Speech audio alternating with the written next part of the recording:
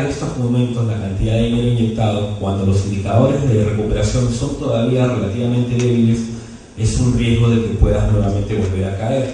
Entonces ya se viene hablando de un tercer programa de facilidad monetaria, el QE3, que entraría a partir de junio o julio de este año. Eso básicamente porque se percibe que la recuperación de Estados Unidos principalmente no es sólida.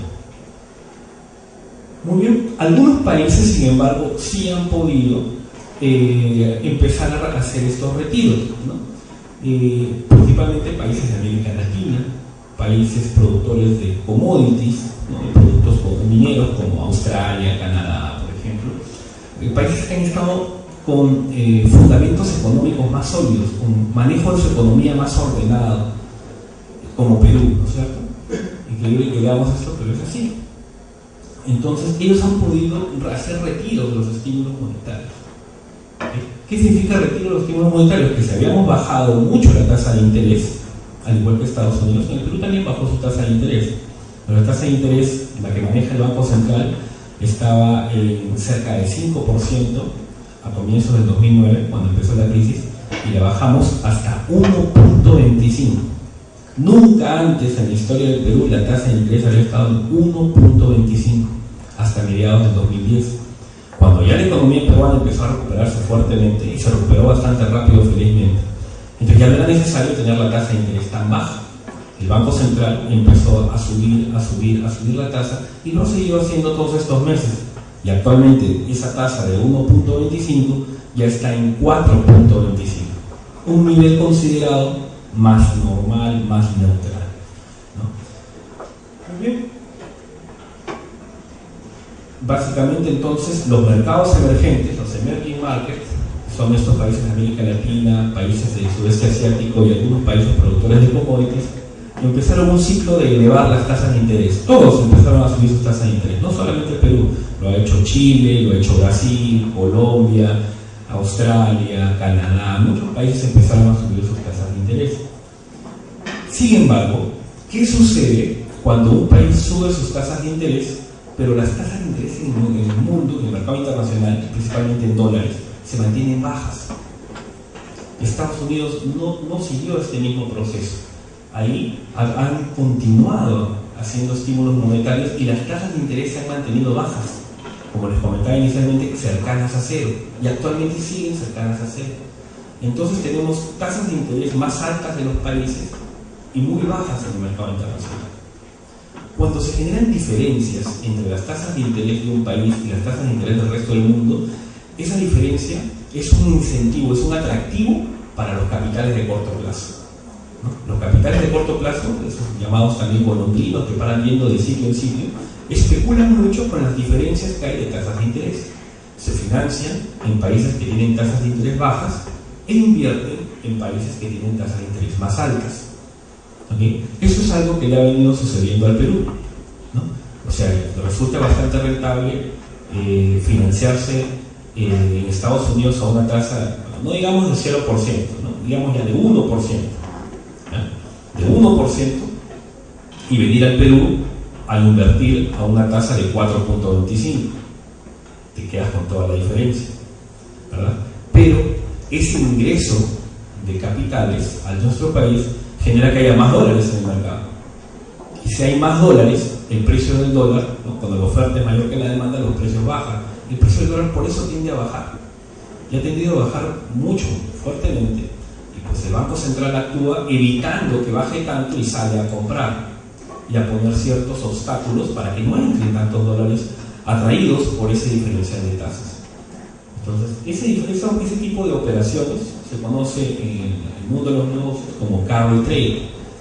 ¿Okay? Carry trade son operaciones que permiten financiarte en países que tienen tasas bajas e invertir en países que tienen tasas más altas. Claro, siempre y cuando el riesgo lo compense. Porque recuerden que en toda decisión financiera siempre debe haber dos cosas: rentabilidad y riesgo, ¿verdad? Entonces, si es que el riesgo lo compensa, ¿no? Y en el caso del Perú, sí, pues siendo un riesgo relativamente bajo, relativamente moderado, sí compensaba financiarse en Estados Unidos y invertir en el Perú, ¿no? Entonces aumentan fuertemente los flujos de capitales Estos aumentos de flujo de capitales trae como consecuencia que las monedas de estos países, el sol, el peso chileno, el real brasileño, se aprecien, ganen valor, ¿no? ¿Qué significa que una moneda gane valor? Por ejemplo, si antes canjeábamos 3 soles por $1, ahora lo hacemos a 2.75 hoy día, 2.75 soles por dólar. O sea, cada vez necesitamos menos soles para comprar el mismo dólar. Por lo tanto, la moneda de nosotros vale más, porque cada vez necesitamos menos para comprar el mismo dólar, ¿no? Imagínense que el tipo de cambio se vaya a 2 soles.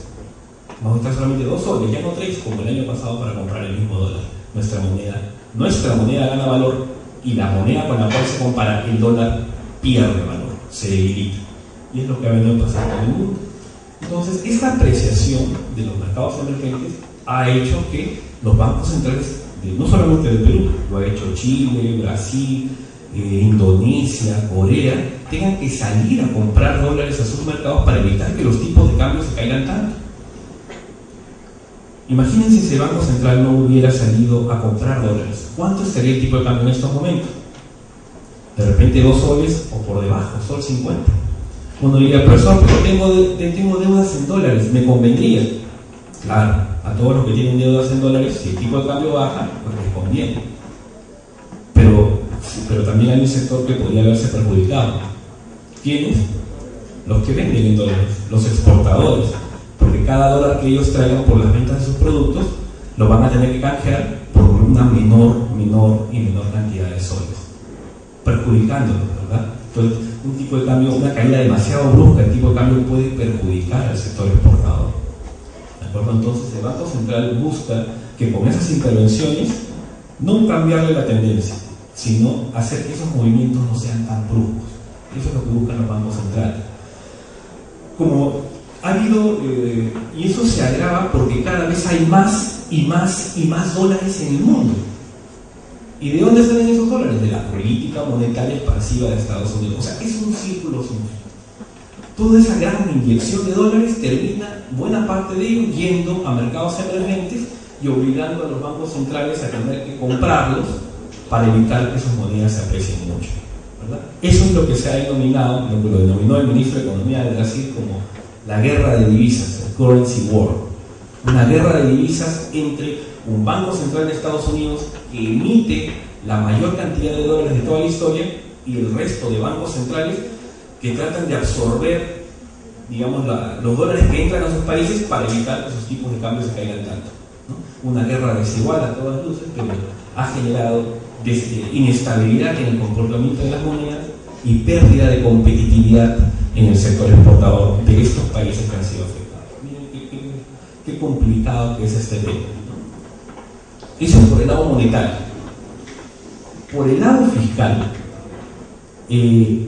también han habido muchos países. Acuérdense que en el caso de, cuando hablábamos de la recesión, la crisis mundial, decíamos que las políticas económicas se volvieron expansivas, ¿no? Por un lado, los bancos centrales inyectando una gran cantidad de dinero para generar una recuperación económica, ya lo hemos mencionado, y por otro lado los ministerios de Economía gastando más para impulsar sus economías.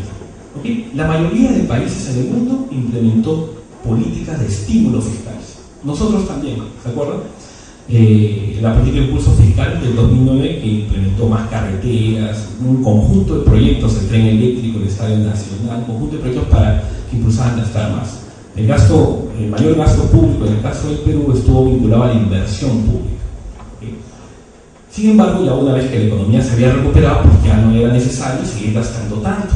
Había que moderar un poco el ritmo de gasto, y eso es lo que empezó desde mediados del año pasado con la ministra Mercedes Salaos y que ha continuado con el ministro Benavides actualmente. En el caso del Perú se han venido retirando sus estímulos fiscales. ¿Qué significa eso? Que el gasto público crezca, pero ya no a un ritmo excesivo, a un ritmo moderado, en condiciones normales, ¿no? Eso lo ha venido haciendo el Perú porque su economía se recuperó, pero muchos países no estaban en una condición tan saludable como el Perú. Muchas economías, a pesar de los estímulos, no se lograron recuperar. Y aquí estamos pensando tanto en la economía de Estados Unidos como en las economías europeas. Economías que la crisis enfrentaron la crisis con una marcada debilidad, y lo que ha venido sucediendo es que, a pesar de los estímulos monetarios y fiscales, esas economías no se han recuperado del todo y más bien han ampliado sus desequilibrios monetarios y sus desequilibrios fiscales. En el caso de los desequilibrios fiscales, sabemos que cuando uno gasta más de lo que tiene, se tiene que endeudar, ¿verdad? Y ese endeudamiento genera, incurre en un déficit fiscal, y ese déficit fiscal implica un mayor nivel de deuda. Y eso es lo que ha pasado con Estados Unidos y Europa. Estos países han gastado más, ya venían gastados, tuvieron que gastar más por la crisis, eso implicó endeudarse más, y los niveles de deuda que tienen actualmente ya los han llevado a niveles insostenibles. ¿Okay? En Estados Unidos el nivel de deuda es tan grande que prácticamente ya no alcanzan los ceros de la calculadora. Se habla de trillones de dólares, ¿no? Y han llegado al límite máximo permitido por el Congreso en este momento. Están en el límite máximo posible. Y han pedido al Congreso que les amplíen el límite para poder seguir endeudándose más. Porque si no les amplían, no van a poder gastar más y van a tener que literalmente parar. Parar significa, si la entidad pública no atiende hoy día y no se paga a nadie, ni siquiera a los propios empleados. Parar literalmente. Es una situación bien crítica. Y en los países de Europa, los altos niveles de deuda hacen que las cargas financieras, los intereses que tengan que pagar, sean demasiado altos. La única manera para pagar una deuda tan alta nos pasó a nosotros, un poquito de historia, en los 80 teníamos niveles de deuda muy altos. ¿Qué hacíamos para poder pagar esas deudas? Teníamos que aumentar los impuestos. En Europa casi todos los países están implementando políticas de aumentos de impuestos, ¿no? Pero un contexto en el cual hay alto desempleo y aumentos de impuestos, eso genera problemas sociales. Entonces vemos cómo las sociedades de los países europeos, al comienzo fue Grecia, después Portugal, España mismo, están teniendo huelgas, paralizaciones, ¿no? Y están teniendo incluso impactos políticos, y empiezan a tener impactos políticos, ¿no? El partido de gobierno en España acaba de perder las elecciones, justamente como consecuencia de no haber tenido un buen manejo de la crisis financiera, de la crisis económica. Entonces, todos estos problemas fiscales elevan la percepción de riesgo en el mundo, ¿no? Y esto genera, evidentemente, un problema de crisis de deuda. O sea, miren la combinación en la cual está el entorno de los mercados globales. Una guerra de divisas por un lado y una crisis de deuda por el otro. Entonces, comparando con la situación inicial, donde el problema inicial fue eminentemente el sistema financiero, hoy en día, en esta segunda fase, ya no es solamente el problema del sistema financiero, ¿no? Lo que empezó como una burbuja inmobiliaria se ha ramificado, se ha generalizado, y hoy en día el panorama de desequilibrios es mayor. Tenemos por un lado un problema cambiario con la guerra de divisas, tenemos por otro lado una crisis de deuda, países altamente endeudados, que es difícil que puedan salir, ¿no? Muy bien, la siguiente, por favor. ¿Cuál es la disyuntiva actualmente? La combinación de políticas es la que presentamos en este diagrama. En Estados Unidos, por ejemplo, la política monetaria, decíamos, sigue siendo expansiva. Pero la política fiscal también es expansiva, porque están pidiendo permiso para gastar más. Entonces, en realidad, la idea que tienen es que piensan que la solución está en inyectar más dinero y en gastar más. Pero en realidad eso lo que puede suceder es que puede seguir ampliando más los desequilibrios más que cerrarlos, ¿no? En algún momento nosotros en nuestra historia del Perú tuvimos una situación parecida, una situación donde se había inyectado una gran cantidad de dinero, ¿no? ¿Y qué provocó esa gran inyección de dinero en el Perú? En los 80s, hiperinflación. Y también el gobierno en ese entonces gastó una gran cantidad de dinero, mucho más del que podía. Llevó a un aumento fuerte del déficit fiscal y por lo tanto a altos niveles de endeudamiento, ¿no? A comienzos de los 90 el Perú era un país con una muy alta inflación y muy altos niveles de endeudamiento, ¿no? Muy parecido a lo que está sucediendo acá. Y sin embargo en ese momento la receta fue totalmente distinta a la que plantean en Estados Unidos, ¿no? La receta fue en ese momento hacer una política de ajuste drástico, había que ajustar fuertemente